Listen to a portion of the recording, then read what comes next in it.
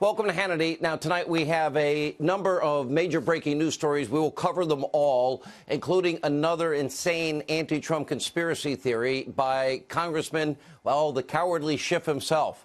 Now, a huge development tonight in the Mueller witch hunt. Also, an update on the massive college admissions scandal. And we'll continue our Hannity watch on the radical 2020 Democrats that would like to be president, with an investigation into Beto Bozo, Robert Francis O'Rourke, from the ground in his home state of Texas. But first, we get started with our roundup of this week's worst moments from the radical Democratic hopefuls for president, something the mainstream media we know they will never do. Now, it's only Tuesday, but the dozen far-left candidates running to replace President Trump are getting off to a rough start. Now, take, for example, Senator Elizabeth Warren and Senator Kirsten Gillibrand. They don't like that President Trump was able to successfully select two originalist Supreme Court justices. So now they want to get rid of the Supreme Court as we have it currently configured. Both senators told Politico that they're open to increasing the amount of Supreme Court justices. This would give them the ability to stack the court with far-left activist justices, thereby leaving the third co-equal branch of government, well, fairly powerless, constantly under the thumb of the executive branch. This is beyond unethical. It is unconstitutional. It is a clear power grab. But what else do we expect from Elizabeth Warren? She's been rigging the system for years, getting ahead by lying about her ancestry. And let's not forget about Cory Spartacus Booker. He's also taking a brave stand against the scary Supreme Court. Watch this.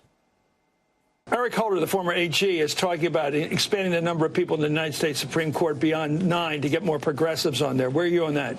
I think we need to fix the Supreme Court. I think they stole the Supreme Court seat. Can we keep it at 9? Should we keep it at 9? I think I would like to start exploring a lot of options, and we should have a national conversation. Term limits for Supreme Court justices might be one thing, to give every president the ability to choose 3.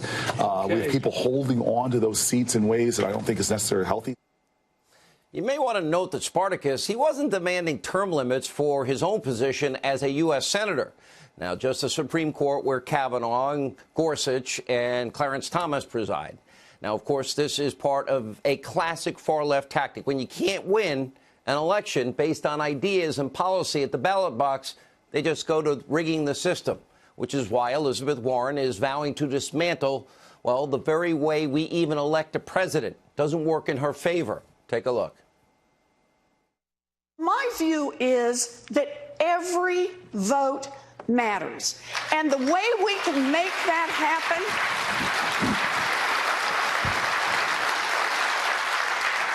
is that we can have national voting, and that means get rid of the Electoral College and every vote.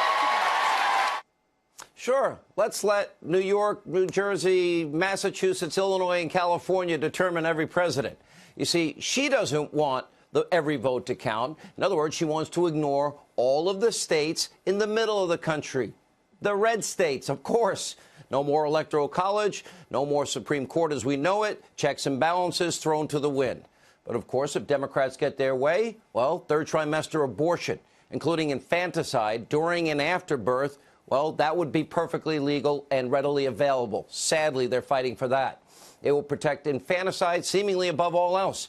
Naturally, this includes Beto, Bozo, Robert Francis O'Rourke. Let's take a look. Are you for or against third trimester abortions? So the question is about abortion and reproductive rights. And my answer to you is that should be a decision that the woman makes about her own body. I trust her, so that's my answer. First, we'll deliver the baby, the governor of the Commonwealth of Virginia said, and we'll make sure the baby's comfortable. Then we'll let the mother decide. Unbelievable. And they called Trump immoral and every other name in the book. And they told you that Justice Kavanaugh was a monster, but almost every Democrat now running for president cheers for this issue of infanticide. Think about that. Now, meanwhile, they try to shame conservatives for what? Wanting border security? Wanting to stop drugs from crossing our border? Controlled immigration? On Monday, Senator Gillibrand said there's no such thing as an illegal human. Take a look. Immigration is not a security issue. It is an economic and a humanitarian and a family issue. So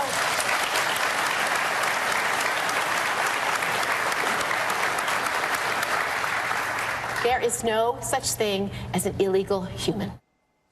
Beto wants to get rid of all walls on the southern border. Gillibrand wants open borders, no walls, no checks, no nothing. And she even wants to abolish immigration and customs enforcement. And that's not all. She's promising to pay for an influx of illegal immigrants through the Green New Deal. You know, the one that promises to turn America into a socialist utopia and take away all your fears, and the government will control the means of production, like in energy and health care. Estimated cost as high as $94 trillion in the process in 10 years. And keep in mind, our entire federal budget last year was roughly $4 trillion. Democrats, they say we don't have to worry about the costs. They want to worry about the planet not being burned up in 12 years. They want government-run health care, government-paid-for higher education for all, government-paid-for vacations, family leave, sponsored healthy food. Government healthy food, okay. Government monthly income for everybody, whether you're willing or unwilling to work. And government-forced building renovation, every building in the country, each and every building for energy efficiency. And, of course, the end of all fossil fuels and cows and planes in 10 years. And Gillibrand supports that. Okay, so does Elizabeth Warren. Take a look. When you take a look at the Green New Deal, understand this is about building the infrastructure for the 21st century, for a sustainable world. All right, at the same town hall, Warren proposed over $100 trillion in new spending. $100 trillion. That's $94 trillion more dollars than the entire 2018 federal budget. The Green New Deal is insane and would guarantee poverty and a dying country and economy. Now, nearly every 2020 Democrat supports it, including Spartacus. And despite supporting the biggest socialist takeover in the history of Earth, Senator Spartacus wants you to know that he's not a socialist. Well, what do you call it then? Take a look. I am for capitalism. I'm tired of companies engaging in socialism, where they outsource, their costs. They outsource their costs. I know, that's a good rhetorical flirt. I am not a socialist. We've got people at the party who are. I am a Democrat. I believe in fundamental democratic principles. Even Matthews is laughing.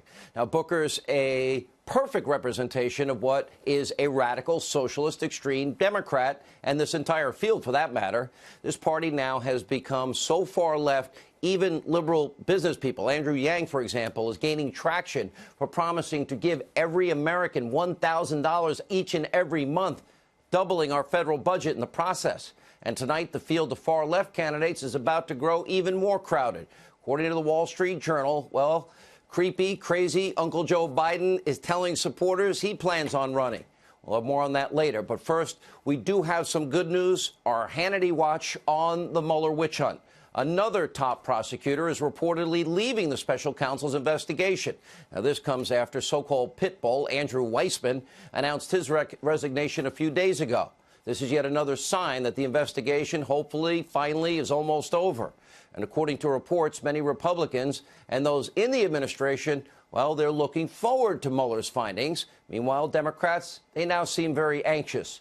That's because Trump-Russia collusion was, is, and forever will be a hoax. And if Mueller is a decent, honest man with reverence for our laws, Constitution, well, the absurd collusion narrative will be put to rest once and for all. But we know that's not going to happen because the biggest liar in Congress and leaker himself, the cowardly Schiff, who won't come on this program. I've offered him 4 hours, 3 hours of radio, 1 hour of TV, and he won't take us up on our offer.